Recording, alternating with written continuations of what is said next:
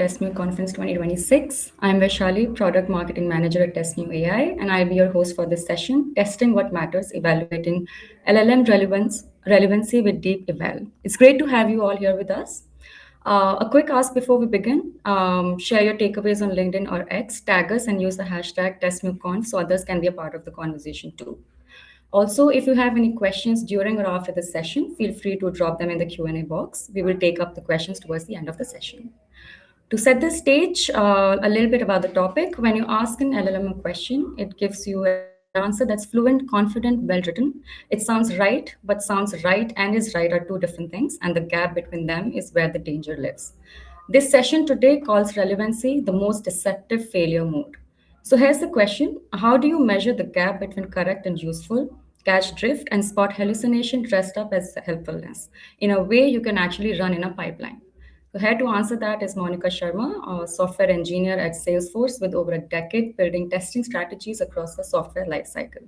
Her expertise spans UI, API, and human-to-agent testing with depth in performance and infrastructure too. So she assesses quality from the user-facing surface down to the systems beneath it. Thank you for joining us, Monica. The stage is yours. Thanks, Vishali. Hello, everyone. Welcome to our session on LLM testing using DeepEval. So I'll start sharing my screen. Give me a moment. I hope my screen is visible. I'll get started.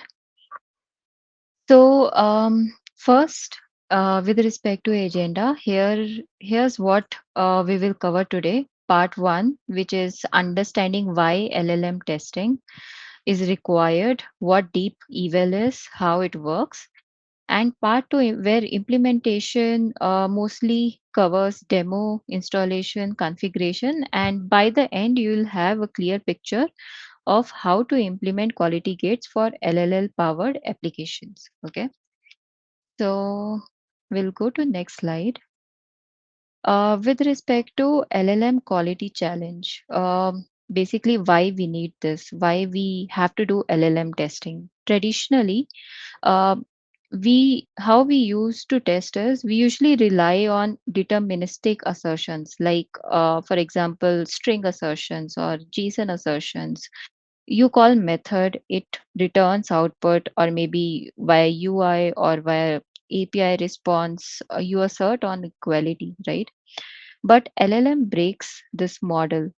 Many teams report hallucinations issues. Outputs are non-deterministic in nature, and same input can produce different output in case of LLM response, which basically means that string matching going to fail here. This is where LLM testing comes into picture, where we cannot go ahead with assertions here. Okay, so as you know, LLMs are more non-deterministic in nature, so that's why.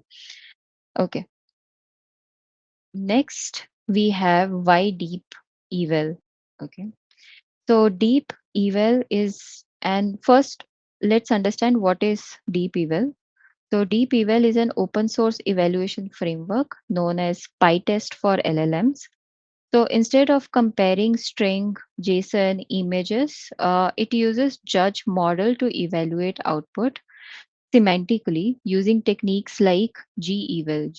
G-Eval is one of the technique in DeepEval, or you can say we can, so it's basically a library which we can import while writing our code in DeepEval. It's a Python library, and we can update or add our custom relevancy checks there. Okay, so coming back to the topic of DeepEval, it stores everything between 0 to 1 scale with configuration threshold, and the prerequisite for this is Python. So it is so if we have Python in our repo, we can import DeepEval in the libraries. Okay. Next is, wait a second. So next is how DeepEval exactly works. Okay. So the flow here is your LLM application, whether it's RAG, which is retrieve, augment, generates. agent or chatbot produces output. So these output are captured as test cases, which are LLM test case object containing input and output. These flow into metrics engine, which uses LLM judge to score them. And again, after that, what happens is engine produces scores plus reasons with verdict, pass or fail, and then result go to reports. So just like any other automation report works, it's going to show how many tests are going to pass or fail, depends on different metrics, which we are going to discuss further. Now we are going to discuss about metrics taxonomy. So in the previous slide, I have mentioned that reports are going to get generated, but on different metrics. And here, these are different metrics. So DeepEval offers metrics organized into different categories. The categories are listed here, which is RAG evaluation, agent evaluation, safety compliance, custom and conversational. Okay. Under RAG evaluation, for RAG evaluation, there is faithfulness, answer relevancy, contextual relevancy, precision, recall for assessing retriever generator component. RAG is mostly based on retriever generator component, right? Next is agent evaluation. For agent evaluation, there is task completion, tool correctness, and argument. Yeah, tool correctness and argument. So basically, these validates if AI agents are completing assigned task or not. Next, we have safety and compliance. There is toxicity, bias, PII leakage, misuse, role violation. So these are different metrics which can be added after you create your test, and reports will be generated on the basis of how deep evil is able to score the test between 0 to 5. Okay.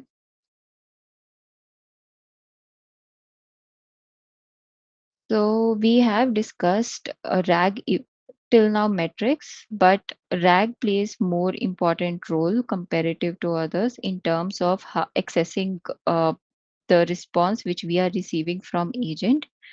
So here there are different metrics which includes faithfulness, answer relevancy, contextual relevancy, contextual precision, and recall. So they are mostly, as I said, RAG is dependent on retriever component. So it's going to judge on the basis of different questions. For example, for faithfulness, is the output grounded in retrieved context? For relevancy, does the output address the user's query? Relevancy is retrieved context relevant to the query? Precision is the retrieved context focused? It should not be having any noise around the response. It should not be out of the scope, basically. Recall is, does context cover all the necessary information? Okay. So these are different metrics which we have discussed. For installation, now we are going towards part two. We have covered part one, majority of the theoretical topics or context. So this is part two where we are going to see installation and configuration. For installation, the very basic prerequisite is you should be having Python in your machine, and then we can import DeepEval library from Python. Okay. So there is pre-recorded recording here. I'm going to play. I hope it's visible to everyone. Let me maximize it.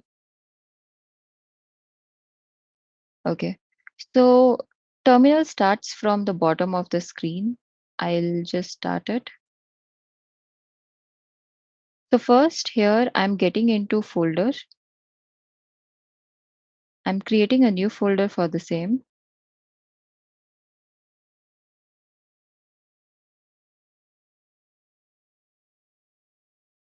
The different thing which I am doing here is using UV init to initialize Python project. You can go with the standard set of commands or with the standard process where you create folder instead of instead of this create a folder then create Python files or like that. But I think I'm going forward with UV, just like we have npm init for node based project. Likewise, UV init is Python based one. Okay. So here I have installed different libraries. I have earlier installed UV by UV add DeepEval. Now I'm using pandas, NumPy, and Pytest.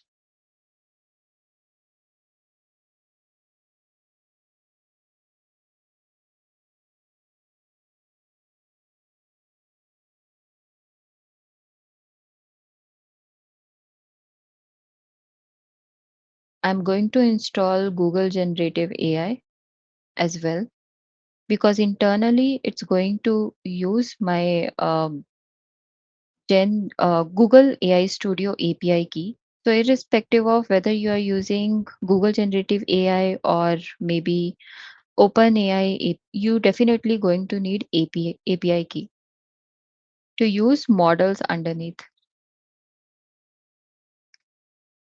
So here I am mentioning UV run deep eval set Gemini. Here I'm going to add model and then API key at the end. I've used model which is Flash, the latest one, 3.6.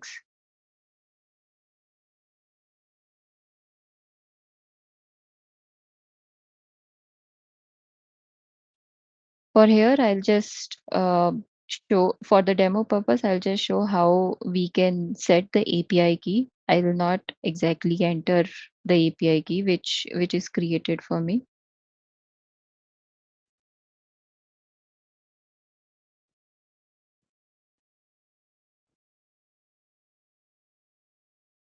So after completion of these steps, it's going to create three files, basically pyproject.toml, which contains project metadata and dependencies. Second one is project version, which will be having pinned Python version and a very basic project structure. So after that, the process is same. You have to create virtual environment and then activate it. And then after that, we have to install dependencies. Yeah. So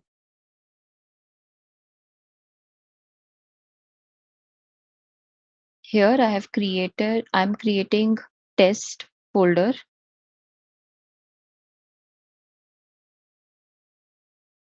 I'm opening my code base in Cursor.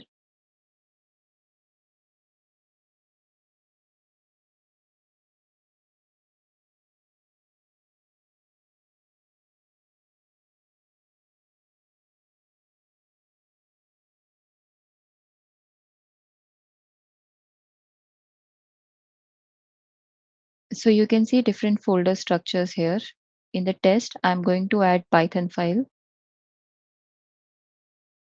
which is going to test my sub agent like order order sub agent, which is responsible for checking for customers order.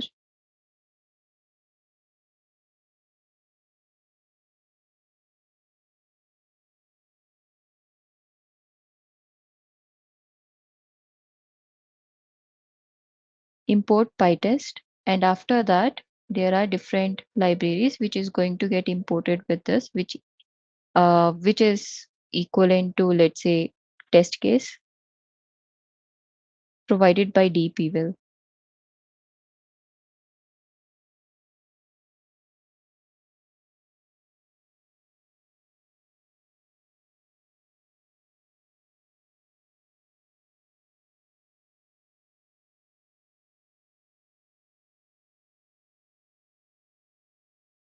So here DeepEval um, DeepEval has certain set of metrics. So by importing deepeval.metrics, we are actually going to use whatever the metrics DeepEval supports. Here, I am using relevancy, answer relevancy metric. Likewise, there are other ones which includes precision.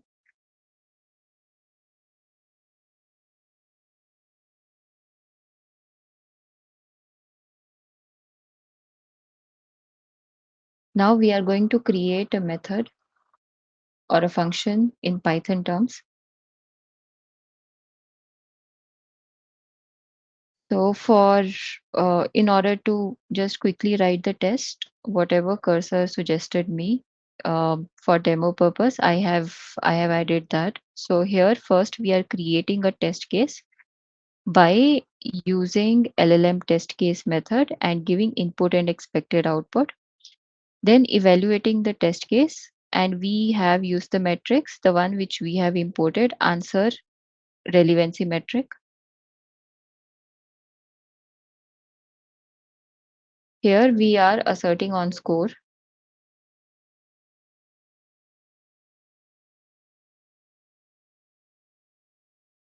So these are different set of metrics. You can see relevancy, correctness, completeness, consistency, accuracy, precision, recall, and F1 score.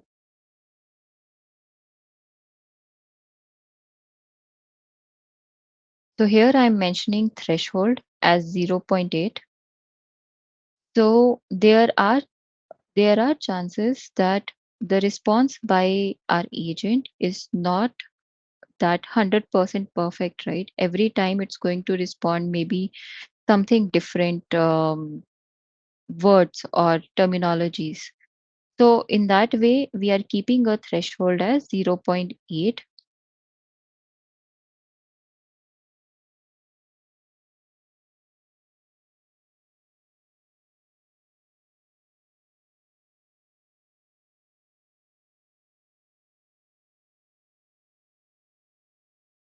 The next is run evaluation, assertion, and then print results, and then reporting. So this is the reason why I'm just removing the code from up and putting it down, because it has to be in a certain level of steps, order of steps.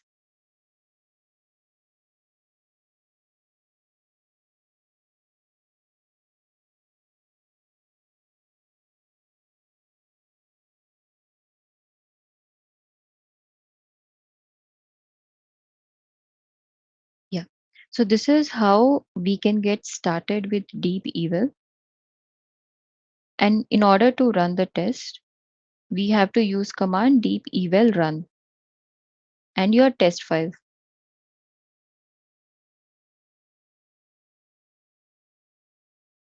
Okay.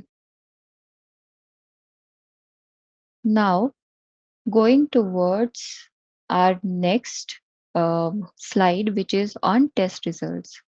So in this slide, we are going to see whole end-to-end execution.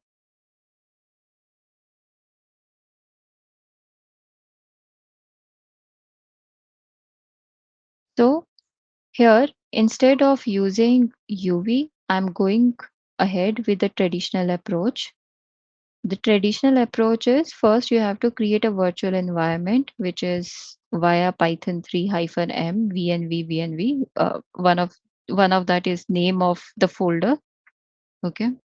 Next one is source vnv bin activate. You are activating your virtual environment.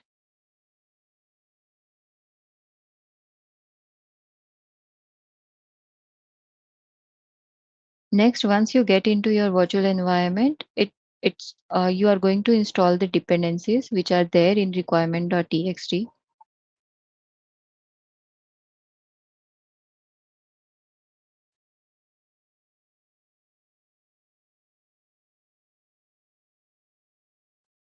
It will take couple of seconds. It's a bit quick.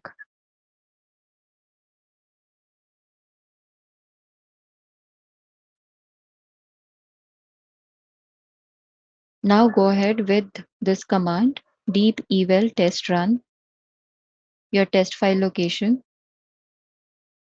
You can see something like this, executing test case in parallel.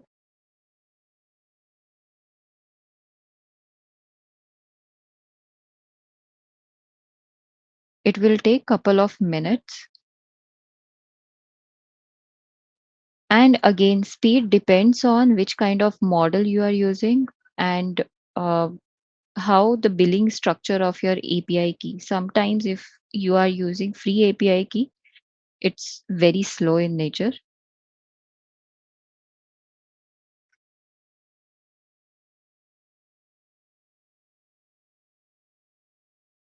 It is going to execute different test cases.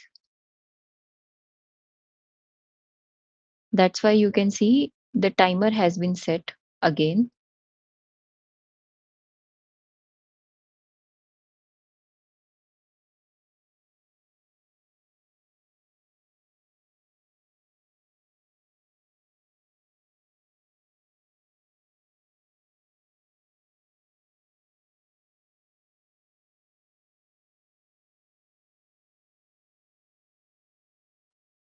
Okay, let me just fast forward this.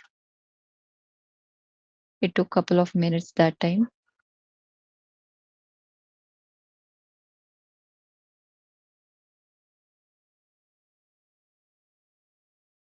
Okay, I have to start from here. Okay,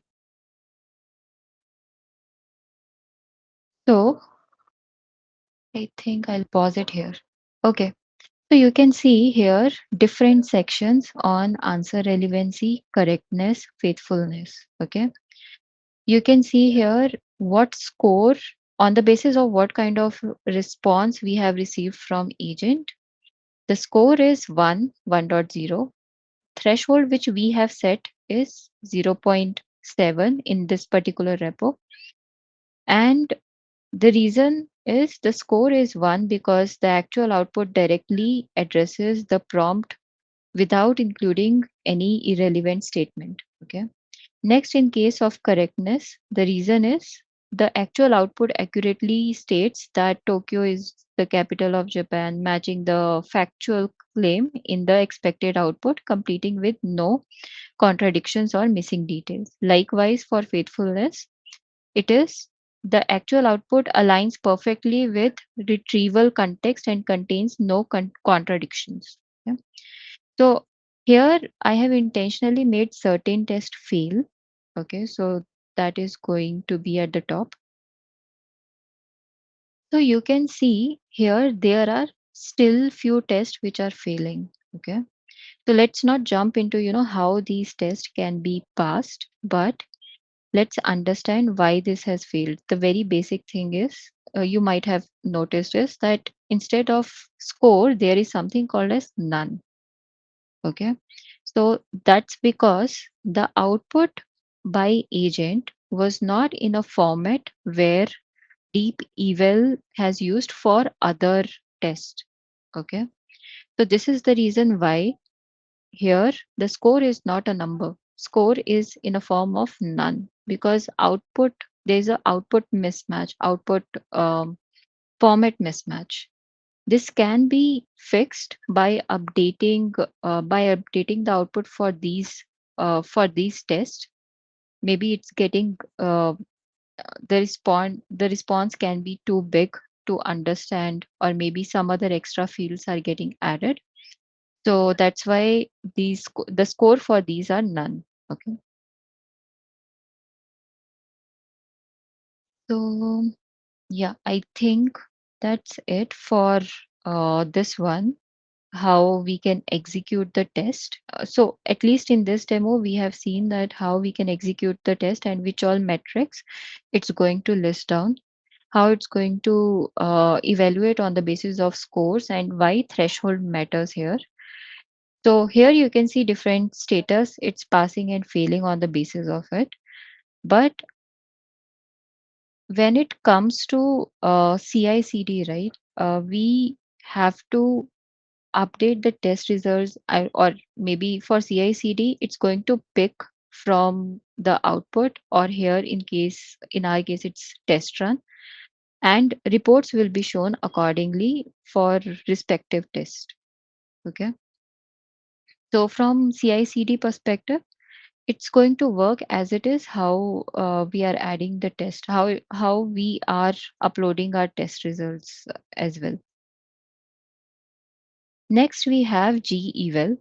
So this is one of the framework which is provided by DeepEval. Okay. So RAG evaluation actually. So this is dependent on RAG evaluation, or it can help us perform all the RAG related metrics, but these provides G-Eval provides very different custom metrics or custom. For example, the way we have relevancy, likewise we can create our own custom metrics via G-Eval. Okay, they so this is the pattern how you can create a G-Eval. Next, we have safety compliance testing. There are different safety metrics, which includes toxicity, bias, P1, PII leakage, misuse, non-advised violation, and there are different examples on the basis of that as listed here. So this is also tested as part of our end-to-end testing or test execution. You can see toxicity, or you might have seen toxicity as one of the metric there. For CI/CD integration, as I've discussed, uh, it will be as usual how we put our other AI or API related test. UI and API related test, we can put the same way our LLM test. Okay. So r- reason why we have to put in CI/CD, because just like any other test, if we don't put it in our pipeline, it's not going to give us any feedback, and at the end any tests are irrelevant if there is no feedback received from them, right? So yeah, it can be integrated. You can use different platforms, which includes GitHub Actions, GitLab CI, Jenkins, Circle CI as your pipelines, BuildKit, or anything which is your in-house. Let's say if we don't want to use DeepEval, what all other options we have? We have RAGAS or PromptFoo. So these are two options which I can see that there are available. But for now, I think for majority of the sub-agent testing or agent testing, we have used DeepEval. Next, for the frequently asked question is that where eval fit in the test pyramid. So test pyramid starts with a unit test, then it goes integration test, and then at the top we have end-to-end test. Unit so eval test fit in LLM evaluation test, but here is catch. Okay. So in case if our target is just to see agent response, and maybe from our developers we have received an API or direct call through which we can check the response, then in that case it properly fits in unit test. But if our objective as a QA, if our objective is to test end to end, or maybe how it's integrated in UI or how our chatbot is responding, in that case it fits into integration test, because we are checking out two components there. So depends on which layer. Actually, this can fit in different layers. So depends on which layer you want to add these LLM tests in. You can add it in different layers basically. Next, I think we are done with all the topics at least we have planned for part one and part two. That's it from my side. We can go ahead with Q&A.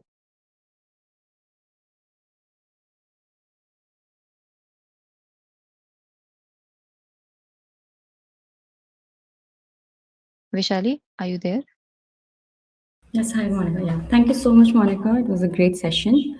Yes, I can see some questions lined up in the Q&A box. We can go ahead with the questions. Okay. Just,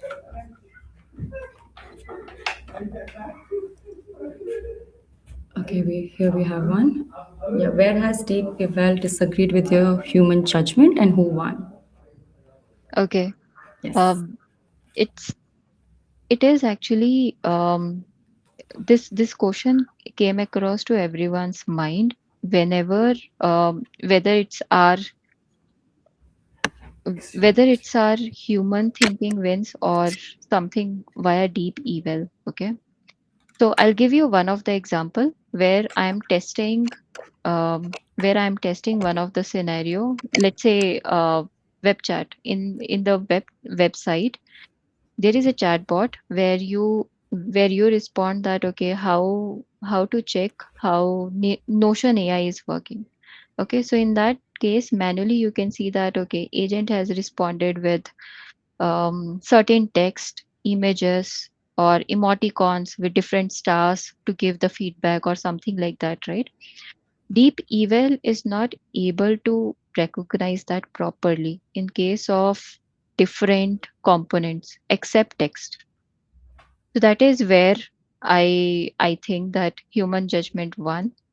But yeah, I mean, in case there are multiple components involved except text, then I think Deep Evil might not be a great fit. Okay.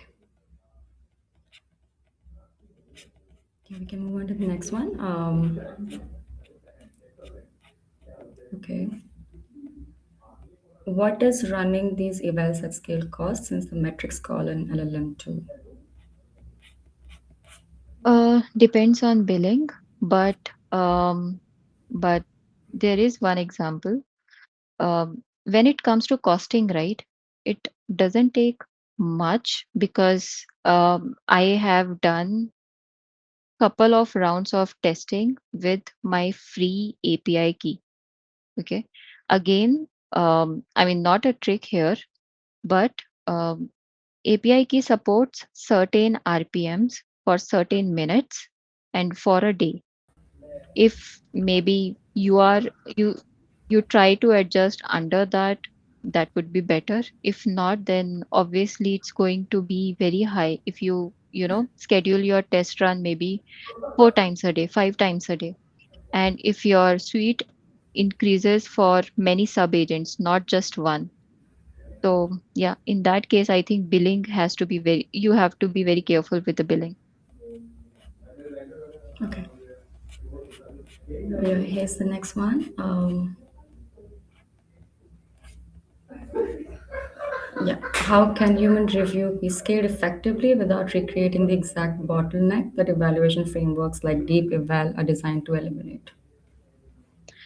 So it's like any other automation test. Okay. So let's say you have 10 scenarios for now. You can do it with your human eyes. Okay. But let's say you have 100 test scenarios or maybe regression, and you don't want to be there all the time. You want to make these tests as part of maybe push commit or maybe one of the PR just to make sure that nothing is hampering. So in that case, just like any other automation test, you can't be available all the time. You have to have those safety nets in place so that whenever there is a change, it should be caught in regression. So this is the reason why deep eval came into picture. Another and one more thing, this is just a library, okay, which you can use, or maybe one of the libraries which you can use. You can again explore different libraries, but some automation safety net should be there for LLM testing if your application is LLM heavy. Okay. Yeah. Yeah, moving on to the next one. Okay. For an agent that can plan, use tools, recover from failures, and take multiple actions, should evaluation focus on each individual decision or on the quality and safety of the final outcome? Uh, Wait a second. Let me reread this. So for an agent that can plan, useful, recover from failures, and take multiple actions, should evaluation focus on each individual decision or quality and safety on the final? So, okay. So the example which I have shown, it just maybe one. So we call it as utterance. So whatever user sends to, let's say, any agent. For example, if I am on Notion AI website, there is a chatbot open for me, and if I mention something like how to use Notion AI, okay, so that is one of the utterance which I am using for that specific agent, okay. But there can be something like how there can be different agents or different sub agents which handle onboarding, which can handle billing, which can handle um, different orders, okay. So so in that case it can't be final outcome, okay. So um, in those, for those different sub agent, there are multiple utterances which we have to test with. It's just not one utterance that okay fine, we have given this single utterance and it is good for that specific sub agent. In testing environment we have to go ahead with utter- different types of utterances, maybe multi-language, or maybe different symbols in there, or maybe the local language in which website is hosted in, okay. So we don't have to we can't rely on the final outcome. So in between, those utterances are also coming into picture. All right. Okay. Moving on to the next one. Should agents be allowed to modify the knowledge base they use to make future decisions? No, strict no, Yeah. because or because of obvious reasons, because of security reasons, it should not be allowed. And every organization has put a constraint on knowledge base updations. It just read access which is which has been provided to agent to use with RAG. But but answer to this is no. Another one. How do you decide the right threshold for each deep eval metric? There is not exactly one number. So while testing, how it goes is that we always start with zero point 0.5 to check the quality of um, quality of agents response. And then as we see that our agents are stable, they are not hallucinating much, the kind of models which they are using, it is up to date and stable, they have context, then we go ahead with maybe zero point 0.7 and zero point 0.8 basically. But depends on model stability. Okay. Yeah. Here's another one. How easy is it to adjust safety and compliance parameters if desired? Um, there are different safety and compliance parameter. You can configure it. Actually, with DeepEval, it is very simple. And again, everything, all these metrics, they depends on threshold. They highly depend on threshold. So the ones which are available, as we have shown while importing, or as we have seen while importing DeepEval metrics, there are different metrics. But for customization, G-Eval is highly recommended. So with G-Eval, it is very easy comparative to DeepEval inbuilt metrics. Okay. Yeah. Yes, since we're talking about threshold, there's another related to threshold. How should enterprises establish a minimum evidence threshold before giving an agent production autonomy? Mm. So what I have seen in the past, for the projects which I have worked in the past, um, we have not tested with one utterance. We have tested with multiple utterance, maybe 40 utterance, 40 different utterances hitting same agent, and then checking relevancy, precision, completeness, all these metrics. And likewise, let's say you have 5 agents. Again, utterances testing is very important. And with deep eval, we are actually testing utterances and the response, right?